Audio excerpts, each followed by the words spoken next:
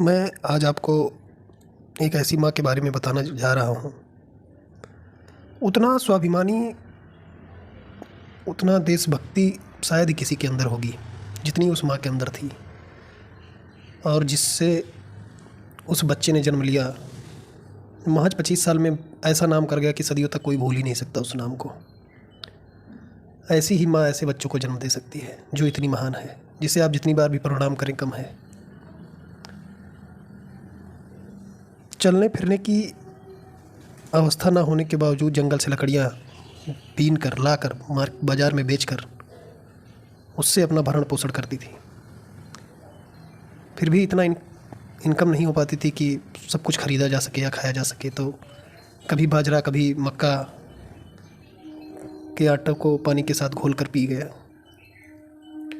ऐसा जीवन जीने वाली माँ, ये जो आप वीडियो में देख रहे हैं, श्रीमती जगरानी देवी नाम है इनका, जिसका महान पुत्र चंद्रशेखर आज़ाद देश के लिए मर मिटने को हमेशा तैयार। उनका नारा था, अब भी जिसका खून न खौला खून नहीं वो पानी है, जो देश के काम ना आए वो बेकार जवानी है। उनके दल का नारा था, हमारी लड़ाई उस वक्त जारी रहेंगी जब तक हमें आज़ादी या मौत न मिल जाए। और उनका सबसे मशहूर जो नारा था, मैं आज़ाद था आज़ाद ही रहूँगा, ये फिरंगी मुझे मरने के बाद ही छू पाएंगे। ऐसे महान भारतीय देशभक्त केवल ऐसी ही माता के गर्भ से जन्म ले सकता है, जिसकी हर एक सांस देश के लिए कुर्बान होने को हमेशा तैयार रहती है। जितने भी लोग देशभक्ति का वीडियो या सोशल साइट्स पे उनके बारे में लिखते हैं, ब्लॉग्स वगैरह, उनसे मेरी एक रिक्वेस्ट है कि जब भी आप लिखें तो किसी भी देशभक्त के बारे में, तो उनके माँ बाप का वर्णन भी बहुत ज़्यादा जानकारी देते हुए करें। उनका जन्म, उनका जन्म स्थान, तो वो हमें एक अलग प्रेरणा मिलती है उससे। तो मैं बात कर रहा था चंद्रशेखर आज़ाद की माँ के बारे में।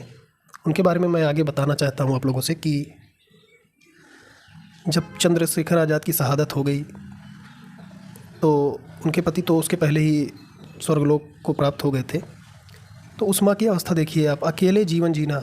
इतनी बुजुर्ग महिला जंगल जाके लकड़ियाँ बीनती थी, वहाँ से वो लकड़ियाँ लाके बाज़ार में बेचती थी, जो भी उससे आय होती थी उससे अपना जीवन यापन करती थी। और ऐसी वृद्ध महिला, असहाय महिला को लोग क्या कह के पुकारते थे, डाकू की माँ है तू। सोचो उस माँ के दिल पे क्या बीतती होगी। लेकिन उन्होंने हमेशा सबसे यही कहा कि मेरा बेटा डाकू नहीं था, वो एक देशभक्त था।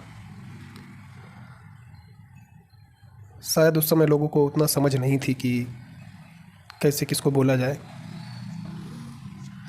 यहाँ तक कि जब उनकी माताजी का निधन हुआ तो उनकी समाधि बनाने के लिए बहुत लोगों ने कोशिश की, लेकिन सरकार ने सभी लोगों पे लाठीचार्ज करवाया।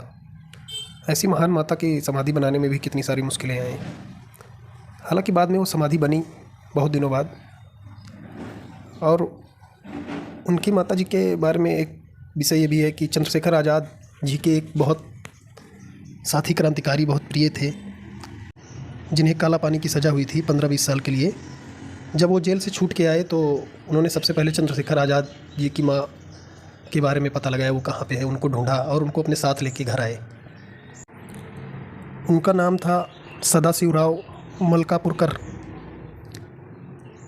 तो ऐसे मित्र भी बहुत बिरले ही मिलते हैं। उन्होंने उनको बहुत गरीबी होने के कारण अपने एक दूसरे मित्र के घर पे रखा, और ऐसा बहुत जगह लिखा हुआ पाया गया है कि उन्होंने उनको 4 धाम यात्रा भी करवाई, और अंतिम समय में उनको मुखाग्नि भी दी, पुत्र की भांति उनका संपूर्ण संस्कार भी किया। तो ऐसे महान लोगों के बारे में पढ़ने पे मुझे तो आंसू आ जाते हैं, अभी भी थोड़े बहुत आ रहे हैं। देश के लिए ऐसे महान महान लोगों ने जान दी है, और देश का हर दिन होता है। कोई ऐसा नहीं है कि 15 अगस्त या 26 जनवरी को ही हम देश को याद करें। देश हमारी सांसों में ही है। धन्यवाद।